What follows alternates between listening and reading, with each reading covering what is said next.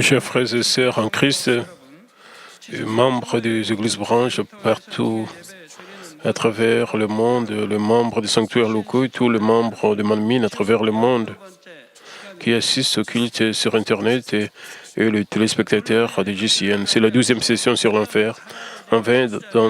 Avant d'entrer dans le vif du sujet, permettez-moi de vous raconter l'histoire d'un grand-père et d'un petit-fils. C'est l'histoire du 12e roi Akaz et du 14e roi Manassé du royaume sud de Juda.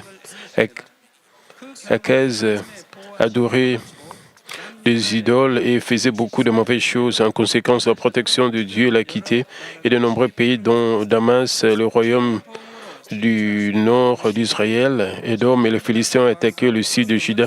C'était le châtiment de leur péché. Le petit-fils Manassé a également suivi un chemin similaire à celui de son grand-père. En conséquence, Manassé a été capturé et mené, enchaîné à Babylone.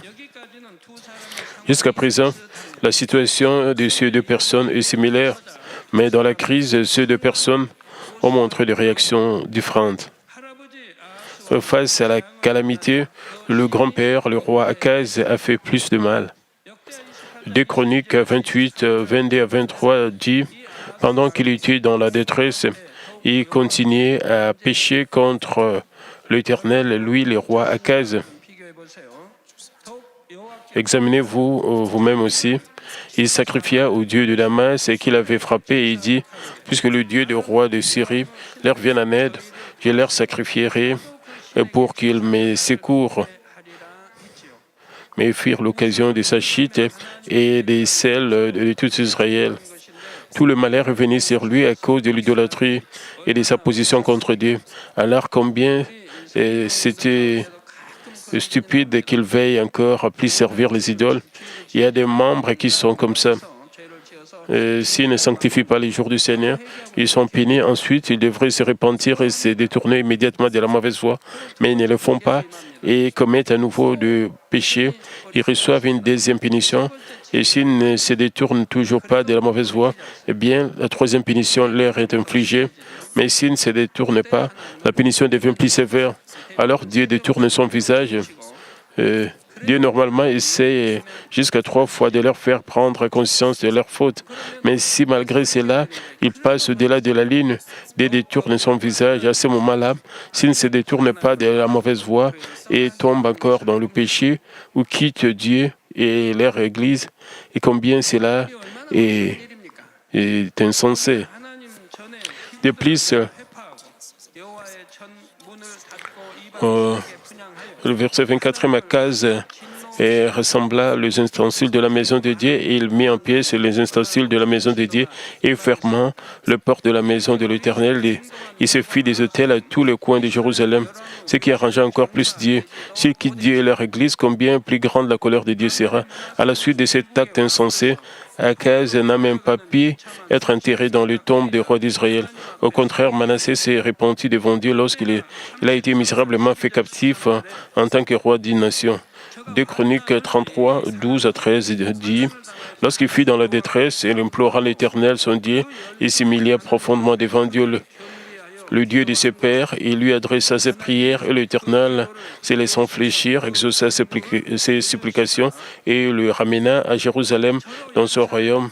Et Manassé reconnut que l'Éternel est Dieu.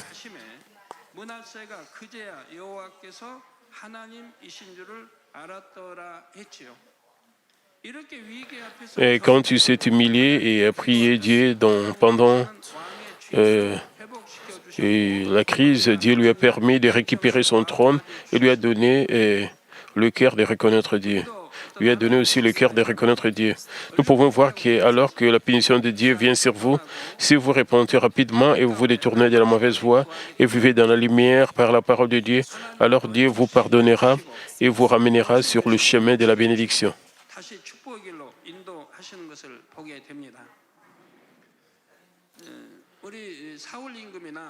Qu'en est-il du roi Saül et du roi David? Lorsque le roi Saül avait été réprimandé par un prophète de Dieu, il ne s'est pas repenti, mais il est devenu plus arrogant. Il aurait dû se repentir et se détourner de la mauvaise foi et demander humblement pardon, mais il est devenu plus arrogant. Il voulait être élevé encore plus. 오히려 더 교만한 행동이 나오는 것을 보게 됩니다. 자기를 더 세워주기를 원하는 걸 봅니다. Mais le roi David était différent. 그렇지 않습니까? Lorsqu'un serviteur de Dieu 하나님의 종이 l'avait réprimandé, il a tout accepté et a obéi. 다 순종합니다. 인정하고 순종합니다. Et il est bien passé au travers des épreuves que Dieu lui avait données. 그러니 정말 Il était ainsi un si grand vase. Toutes choses ont été restaurées pour lui à la fin et il occupe maintenant un rang élevé au ciel. 이렇게 위기 앞에서 겸비하고 하나님 기도하자. Lorsqu'il s'est humilié et a prié dans une situation difficile, Dieu lui a permis de retrouver sa position de roi et il lui a également donné un cœur de reconnaître Dieu. 보다 더 심히 우상을 섬기는 Lorsque Manassé commettait de péché, il adorait des idoles, faisait des choses détestables, encore plus que les Cananéens qui avaient été chassés du pays.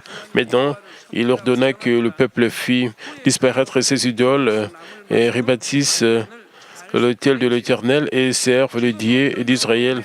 Les derniers jours de son règne ont été très bons, car ses bonnes œuvres ont également été mentionnées dans les actes des rois d'Israël. Est-ce que l'un d'entre vous est dans une situation difficile ou y a-t-il quelqu'un dont le cœur est lourd? J'espère que vous réaliserez la volonté de Dieu et que vous la suivrez, même si vous vous êtes attiré des difficultés à cause de péchés ou d'actes imprudents. De telles difficultés se transforment en chance pour vous de vous rapprocher de Dieu si vous vous repentez et vous détournez de la mauvaise voie. Mais si vous suivez toujours votre propre volonté et demeurez dans le péché, alors que vous êtes en difficulté, vous ne ferez face qu'à de plus grandes difficultés.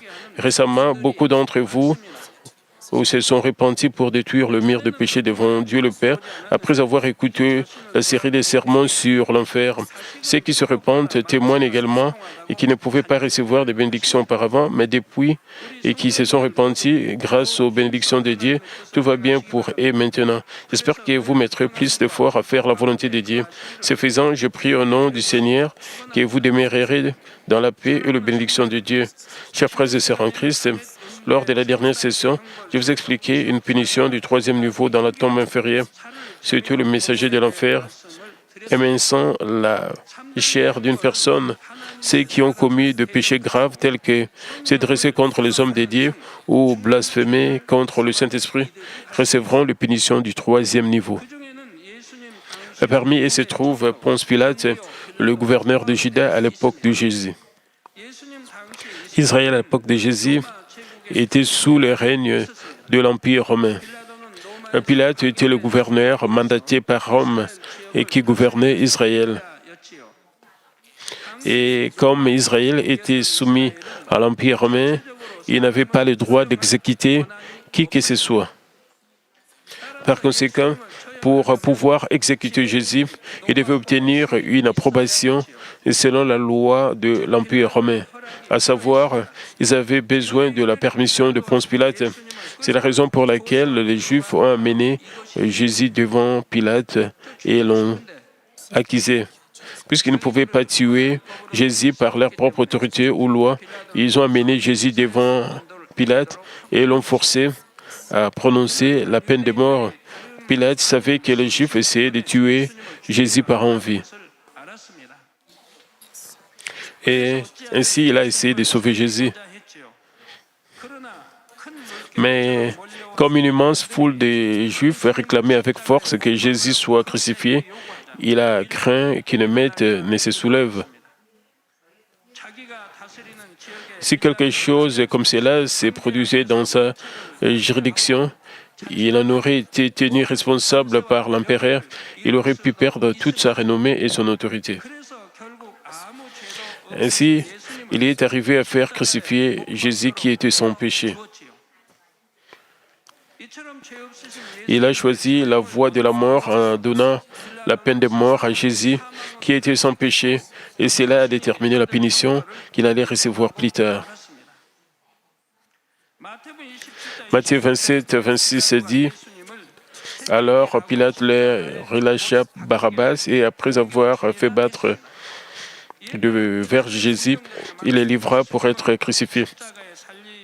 Jésus a été livré aux soldats de Pilate et il a été flagellé sur tout son corps avant la crucifixion. Et Pilate, qui a permis, et cela, est également flagellé par le messager de l'enfer dans la tombe inférieure. Le verge que les soldats romains utilisaient étaient des armes mortelles avec des morceaux de métal ou d'os sur leur bord. Une fois que les soldats romains qui étaient forts et impitoyables maniaient la verge, cela entourait tous les corps pour arracher la peau et le morceau de métal à l'extrémité de celle-ci transperçait profondément le corps. Lorsque le soldat retirait le verge, la chair était arrachée par la verge. Dans la tombe inférieure, Pilate est fouetté de la même manière. Ce qui est plus horrifiant, c'est que le messager de l'enfer le souhaite chaque fois que deux personnes vivant sur la terre mentionnent le nom de Pilate. Même maintenant où je mentionne son nom, il doit être fouetté. Dans les credos des apôtres, nous disons que Jésus a souffert sous Ponce Pilate.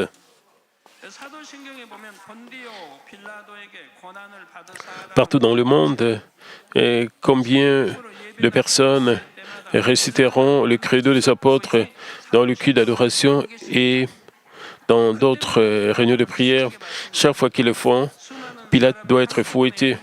Lorsque tant de personnes mentionnent son nom en même temps, la vitesse et la puissance de la flagellation augmentent également. Dans ce genre de cas, d'autres messagers de l'enfer se réunissent pour le flageller. Même si sa peau et sa chair sont tout en sang et déchirées, le messager de l'enfer le fouette comme s'ils étaient en compétition les uns avec les autres. Lorsque le morceau de chair tombe, les os blancs sont exposés. Ensuite, le verge pénètre profondément dans les os et même la moelle est arrachée. Chaque fois qu'il est fouetté, Pilate veut plaider en disant « S'il vous plaît, ne citez pas mon nom, je dois souffrir chaque fois que vous faites cela. » Mais Pilate ne peut même pas plaider ou se plaindre de sa douleur. C'est parce que sa langue qui donna la peine de mort à Jésus a été maudite et arrachée. S'il pouvait pleurer quand la douleur est terrible, cela soulagerait peut-être un peu sa douleur, mais il ne peut même pas pleurer. Luc 23, 24 dit « Mais ils insistèrent à grands cris, demandant qu'il fût crucifié, et leurs cris l'emportèrent. Pilate prononça que ce qu'il demandait serait fait. » Ce qui est unique à ce sujet, c'est que les corps se rétablissent après avoir été torturés dans la tombe inférieure, mais la langue de Pilate ne repousse pas du tout. C'est un symbole de malédiction, parce que Pilate ne peut pas parler, il ne peut même pas se plaindre de sa douleur. Son nom reste comme le nom du maudit, et cela sera cité continuellement par tant de personnes jusqu'au jour du grand jugement. Chaque fois que son nom est mentionné, Pilate doit recevoir la flagellation par le messager de l'enfer, qui sont incomparablement plus cruels que les soldats romains. Sa douleur ne fait qu'augmenter. Chers frères et sœurs, Matthieu 27, 24, Pilate, voyant qu'il ne gagnait rien, mais que le tumulte augmentait, prit de l'eau, se lava les mains en présence de la foule et dit « Je suis innocent du sang de ce juste, cela vous regarde. » Matthieu 27, 25, et tout le peuple répondit « Que son sang retombe sur nous et sur nos enfants. » Les Juifs ont reçu le châtiment comme il l'avait dit. Et l'histoire d'une souffrance continue. Moins de 40 ans après la crucifixion de Jésus, Jérusalem a été conquise par le général Titus de l'Empire romain. Son nom se prononce de différentes manières, mais ce sont les mêmes. Et il s'appelle aussi Tite. Tant de Juifs ont été massacrés et les survivants se sont répandus dans le monde entier. Ils étaient persécutés, discriminés partout où ils allaient. En particulier, un grand nombre de Juifs ont été tués par les nazis pendant la Seconde Guerre mondiale. L'histoire prouve à quel point le résultat du fait que Jésus a versé son sang a été grave. Et aussi, selon la loi spirituelle, nous pouvons voir comment les mauvaises paroles ont été réalisées avec précision. Alors Dieu vous dit de mettre une garde sur votre bouche. Mettez une garde sur votre bouche. Il y aura sûrement du châtiment pour ceux qui vous dites. Les mauvaises paroles recevront un châtiment même si vous le prononcez par inadvertance. Le problème est le suivant. À moins que vous ne mettiez une garde sur votre bouche, vous ne pouvez pas vous souvenir de ce que vous avez dit. Puisque vous ne pouvez pas vous souvenir de mauvaises paroles que vous avez prononcées, vous ne pouvez pas vous en repentir. Et c'est là le problème. Si vous pouvez vous en souvenir, vous pouvez vous repentir, mais vous ne vous en souvenez même pas. Et ainsi, Dieu vous dit de ne pas dire de paroles inutiles, de ne pas prononcer de paroles inutiles. Avant de faire quelque chose, il faut réfléchir. Vous ne devriez pas le dire d'une manière imprudente. La raison en est que vous devez assumer la responsabilité de ce que vous dites. Le leader de l'époque de Jésus dit que son sang retombe sur nous et sur nos enfants. Notre Jésus est tenu, flagellé et crucifié.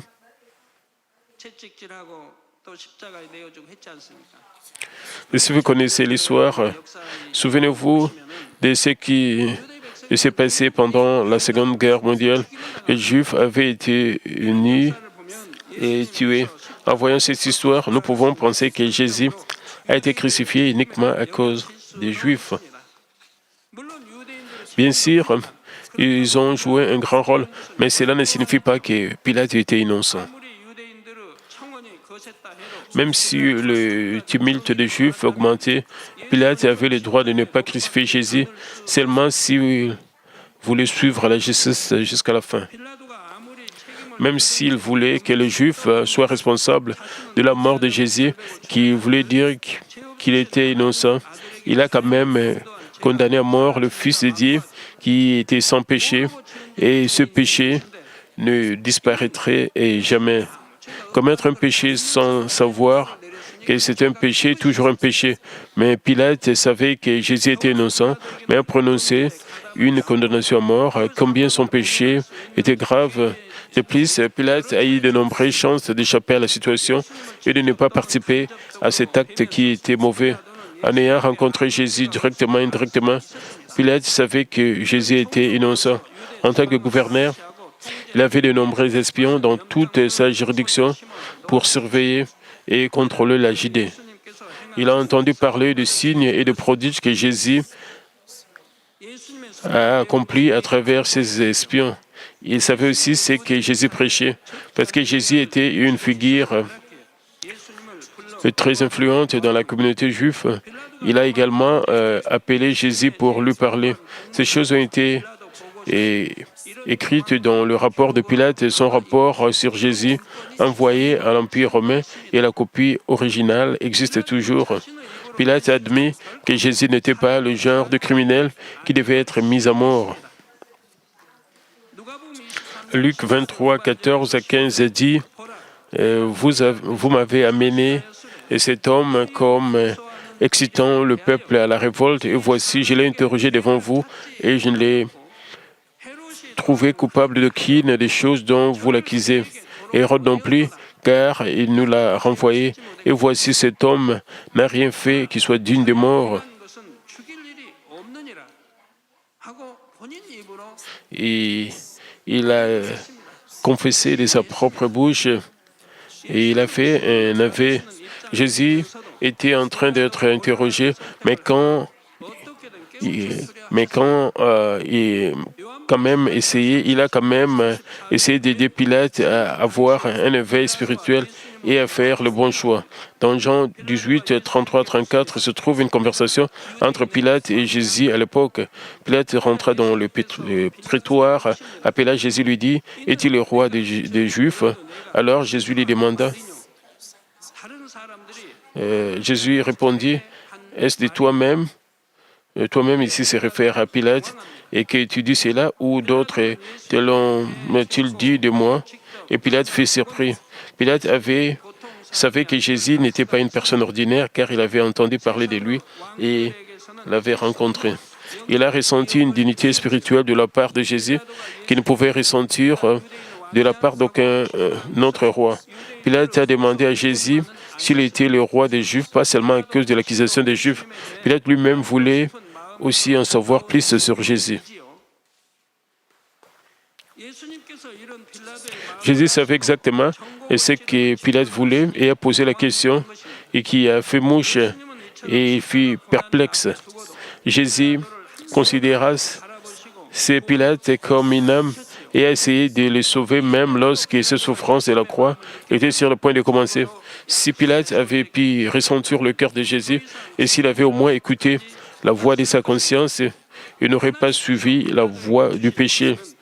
La nuit, avant que Pilate ne prononce la condamnation à mort, la femme de Pilate avait vu Jésus en songe. Donc, ce n'était pas la seule occasion que Dieu a donnée à Pilate. Et elle demanda, la femme de Pilate, instamment à Pilate, qu'il n'y ait rien entre lui et la mort de Jésus. Bien sûr, Pilate voulait aussi libérer Jésus. Mais les Juifs en colère et le leaderisé n'étaient pas des personnes faciles à traiter avec. Et Jean 19, 12 dit, dès ce moment, Pilate cherchait à les relâcher, mais les Juifs criaient, si tu le relâches, tu n'es pas ami de César. Quiconque se fait roi se déclare contre César. En attendant cela, Pilate hésita. Pilate essaya de choisir le bon chemin dans une certaine mesure, mais lorsqu'il fut sur la défensive, il décida de se joindre aux pécheurs, à savoir, il a changé d'avis lorsque sa position et sa vie ont été menacées. Il a eu de nombreuses occasions comme celle-ci, mais Pilate ne les a pas saisies. Il a finalement condamné Jésus à la crucifixion et il reçoit toujours la punition de la flagellation pour ses péchés. Lors de la prochaine session, je vous expliquerai comment le roi Saül est puni dans la tombe inférieure. Permettez-moi de conclure le message, chers frères et sœurs en Christ. Pilate n'a pas décidé de son destin par une seule erreur en un moment donné. Pilate avait déjà accumulé dans son cœur beaucoup de choses mauvaises et injustes. Il avait un cœur brisé par lequel il pouvait changer d'avis à tout moment pour ses intérêts. Il avait un cœur injuste et lâche par lequel il n'a pas fait la chose qui était juste, même s'il savait ce qui était juste. Le mal et l'injustice qui avaient déjà rempli son cœur sont ressortis comme des péchés dans cette situation urgente. Il a porté le péché de tuer le Fils de Dieu qui était complètement innocent. Et combien de personnes aujourd'hui commettent l'injustice comme Pilate? Ils n'hésitent pas à commettre des actes injustes si cela leur est bénéfique. Même si j'enseigne la vérité depuis cet autel, cette chair, lorsque certains membres trouvent quelque chose de bénéfique, ils recherchent leurs intérêts même en enfreignant la loi. C'est pourquoi ils ne peuvent pas voir la gloire de Dieu. Ils ne peuvent pas recevoir la bénédiction de Dieu. Ils accusent les autres et ils essayent de les tuer juste pour survivre. Ils disent cela ne fera rien, même si le péché n'est pas du tout négligeable.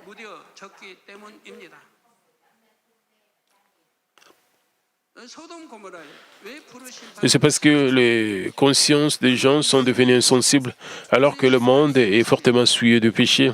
Pourquoi Sodome et Gomorrhe ont-elles été jugées par les faits? Le jugement des faits tomba sur... et parce qu'il n'y avait pas 10 hommes justes. Qu'en est-il du monde aujourd'hui? Vous pensez que c'est mieux que Sodome et Gomorrhe? Maintenant, les péchés sont beaucoup plus endémiques qu'au jour de Sodome et de Gomorrhe. Le monde aujourd'hui est souillé de péché. Les Sodome et Gomorrhe ont été consumés par le feu, et puis, parce qu'il y avait pas 10 hommes justes. Mais qu'en est-il d'aujourd'hui? Vous devriez savoir que c'est vraiment le temps de la fin. Le péché sévit partout, tout autour de vous. Quand vous sortez de l'église, croyants, non-croyants, membres de votre famille, parents, amis, et même si vous regardez autour de vous, à quel point les paroles qui sortent de votre bouche sont-elles dures et mauvaises? Si vous sortez de l'église, vous vilipendez, que vous calomniez, et combien de choses injustes faites-vous en jugeant et en condamnant les autres?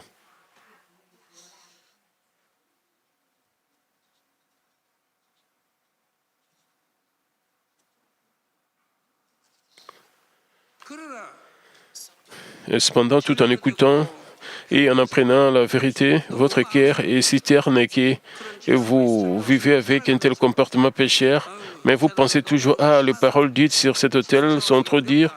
Il est difficile de vivre une vie de foi parce qu'il pointe trop du point le péché. Vous devez savoir que c'est une bénédiction que de pointer du doigt le péché, de faire que les gens puissent s'en débarrasser. Vous devriez, et si vous ne commettez pas de péché, vous n'avez rien à voir avec ça, vous devez être reconnaissant. Si vos péchés sont pointés du doigt, vous devez savoir que nous pointons du doigt vos péchés pour vous conduire vers le ciel, pas vers l'enfer. Combien vous devez être reconnaissant? Vous devez plutôt être reconnaissant. Si on pointe du doigt vos péchés, vous explique que vous devriez aller au ciel au lieu d'aller en enfer. Combien vous devez être reconnaissant? Le chemin du salut passe par une porte étroite. C'est tellement étroit. Vous suivez ce chemin étroit, mais les gens du monde suivent ce chemin élargi. Ils mangent et boivent à leur guise car ils sont destinés à l'enfer. La vérité, vous connaissez le message de la croix, vous connaissez le ciel. Ainsi, vous marchez sur le chemin étroit. Mais je ne dis pas que vous marchez sur un chemin étroit. Pourquoi? Croire sans voir, c'est là, et de marcher sur un chemin étroit, mais vous voyez toujours des signes, des prodiges et la puissance de Dieu. Vous confirmez que la Bible est vraie et que des livres sur le ciel et l'enfer ont été publiés dans cette église. Vous savez quel genre d'endroits sont l'enfer et le ciel. N'avez-vous pas vu tant de prodiges, de signes et de puissances? Croire et voir, qu'est-ce que c'est marcher sur le droit chemin, connaître le résultat et y croire, ce n'est pas un chemin étroit. Cela signifie que nous marchons sur ce chemin, sachant que le royaume des cieux est éternel et éternellement erré devant nous. Disons que vos enfants étudient vraiment sérieusement dès la première année du primaire et que les parents leur plantent avec diligence dans l'esprit qu'ils doivent, si possible, aller à l'Université nationale de Séoul et, si possible, même les élèves de l'école primaire connaissent l'Université nationale de Séoul parce qu'ils ont beaucoup planté cela année et leur ont appris qu'ils devaient bien étudier et aller à l'Université nationale de Séoul. Alors pourquoi les étudiants étudient-ils dans le but d'aller à l'Université nationale de Séoul? Si vous allez au collège et au lycée à 6, 9 et 12 ans, à la maternelle ou à l'école missionnaire, vous étudierez pendant environ 15 ans et étudierez à l'Université nationale de Séoul. Étudiez-vous plus confortablement ou les gens qui iront à l'Université nationale de Séoul dorment pendant 3 ou 4 heures du temps et je n'irai pas. Alors, dormez confortablement pendant 5 ou 6 heures du temps. Mais pourquoi voulez-vous aller à l'Université nationale de Séoul? N'est-ce pas parce que vous pouvez voir l'avenir après avoir être entré à l'Université nationale de Séoul et avoir obtenu votre diplôme? Et cela signifie que j'étudie sérieusement dans le but d'entrer à l'Université nationale de Séoul, car mon avenir de succès est garanti dans une certaine mesure. Cela veut dire qu'ils le font depuis 16 ou 12 ans. Mais ce n'est pas garanti à 100% d'aller au ciel. Plein de bonheur, plein de joie, plein d'amour. Tout n'est-il pas garanti et pour toujours? Peu importe combien de décennies ou de centaines d'années cela prendra, même si je dois traverser ces années sur un chemin étroit, je pourrai les traverser. Aimeriez-vous aller en enfer ou serez-vous tourmenté pour toujours, à jamais? Vous devez prendre ce chemin étroit. Vous devez être capable de prendre ce chemin. Et qui voudrait entrer en enfer où il doit souffrir pour toujours. Nous vivons au temps de la fin. Nous ne vivrons plus pendant plusieurs décennies de plus, puisque nous voyons toujours les œuvres de Dieu. Ce n'est pas un chemin droit. Si vous trouvez votre conscience insensible, vous devez vous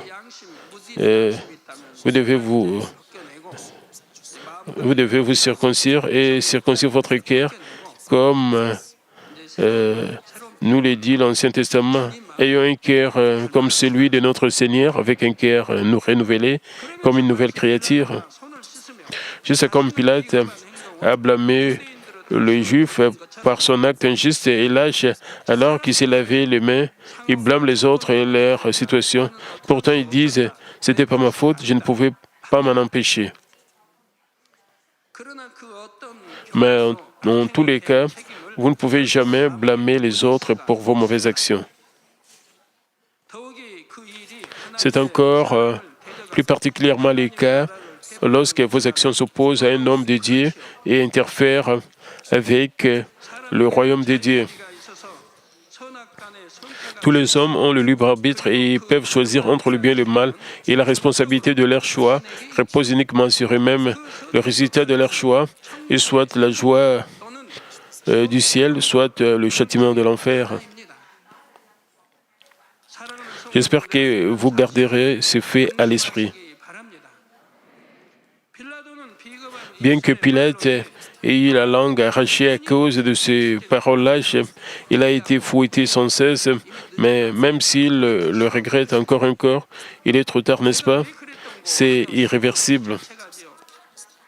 Il se blâme d'innombrables fois en pensant « Pourquoi ai-je fait cela ?» Il a abandonné la bonne voie de profiter brièvement des bonnes choses sur cette terre. Combien le résultat de son acte est tragique. Lorsque vous méditez prier, vous devez vérifier de près si vos actions et la façon dont vous marchez, si vous êtes sur le bon chemin et si vous allez vers la lumière, vous devez examiner comment vous marchez sur le bon chemin, si vous marchez vers la lumière, si vous marchez sur la voie que Dieu désire, si vous marchez sur la terre de bénédiction ou vers la terre maudite ou vers l'enfer. De temps en temps, vous devez vérifier vos actes et vos paroles et penser à ce que Dieu penserait de chacune de vos actions et de chacun de vos mouvements.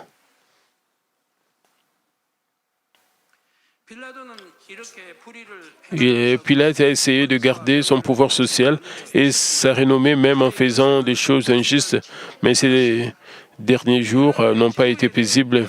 Il existe de nombreuses histoires sur la mort de Pilate, mais la plus convaincante dit qu'il a été emmené à Rome pour avoir massacré de nombreux Samaritains dans sa juridiction et sans raison valable. On rend compte qu'en attendant le procès, il s'est suicidé. Son corps a été jeté dans le fleuve. Mais comme le fleuve débordait souvent, son corps a ensuite été jeté dans un lac des Alpes. Une montagne près de ces lacs s'appelle la montagne de Pilate ou la montagne de Pilatus. Et elle est très célèbre pour ses mauvaises conditions météorologiques comme des brouillards. Il y a des brouillards presque tous les jours de l'année. La montagne est couverte de nuages, même s'il ne s'agit pas d'une montagne élevée, mais d'un peu plus de 2000 mètres d'altitude. Il est difficile d'en voir le sommet. Les gens disent que c'est à cause de l'âme maudite de Pilate.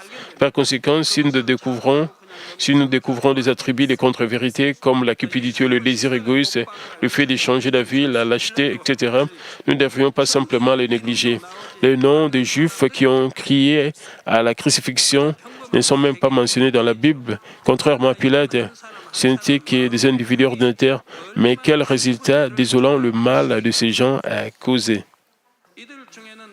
Beaucoup d'entre eux ont accueilli Jésus avec des acclamations comme les rois quand il entrait dans la ville de Jérusalem monté sur un âne. Beaucoup d'entre eux ont probablement reçu la guérison de sa part, ont entendu le parole de vie, ont été témoins de signes et de prodiges à travers lui. Mais lorsqu'ils virent Jésus debout comme un criminel à la cour de Pilate, ils changèrent complètement d'attitude. Ils ont entendu expérimenter beaucoup de choses à travers Jésus. Ils savaient qu'il ne faisait que de bonnes choses, mais quand les choses n'allaient pas en faveur de leur intérêt et de leurs pensées, ils les trahirent. Combien il est triste qu'ils aient finalement crucifié le Fils de Dieu, le Sauveur qui est venu les sauver. Il n'a fait que du bien et enseigné aux gens le ciel et Dieu le Père. Il les a guéris et leur a donné de l'espérance. Jacques 1,15 dit « Puis la convoitise, lorsqu'elle a conçu, enfante le péché, et le péché étant consommé, produit la mort. » Par conséquent, nous devrions retirer même le nature pécheresse de notre cœur, afin que nous puissions toujours choisir ce qui est juste et bon, peu importe les circonstances. Le monde devient de plus en plus ténébreux avec le péché et le mal. À leur tour, les tentations de péché deviennent plus fortes. Pour remporter la victoire dans ce monde, nous devrons revêtir l'armure complète de Dieu.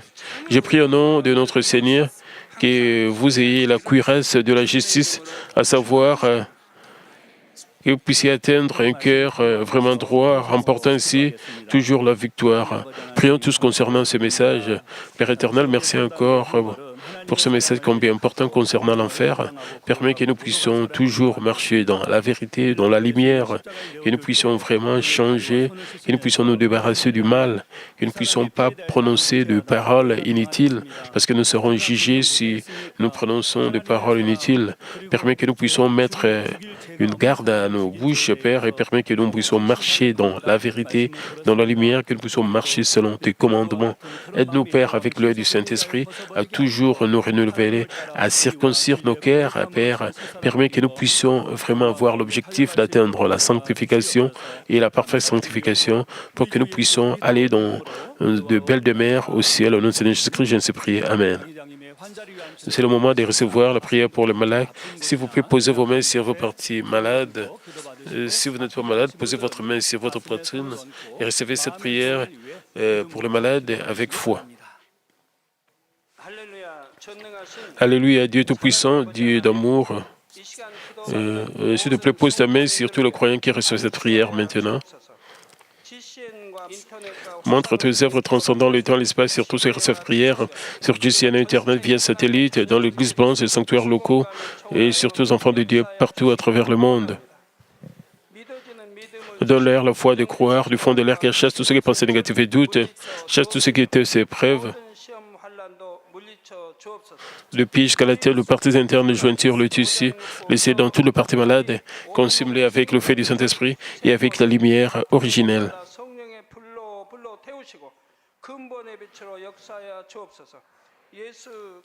Au nom de Jésus-Christ, j'ordonne à l'ennemi, diable et Satan, et toutes sortes de maladies, germes, virus, infirmités, quittez-les, que la lumière brille. Et s'il te plaît, consume toutes leurs maladies en phase terminale et maladies incurables avec le feu du Saint-Esprit. Chasse tout ce qui est maladie endémique, y compris la malaria.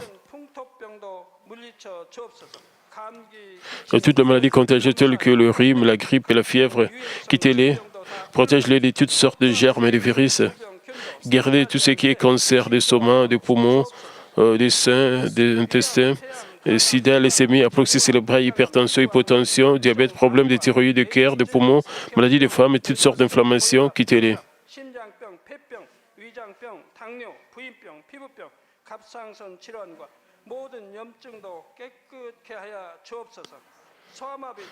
Guérir tout ce qui est polio, AVC, arthrite, hernie discale, douleurs dorsales, maux de tête, névralgie, toutes sortes de douleurs puissent disparaître.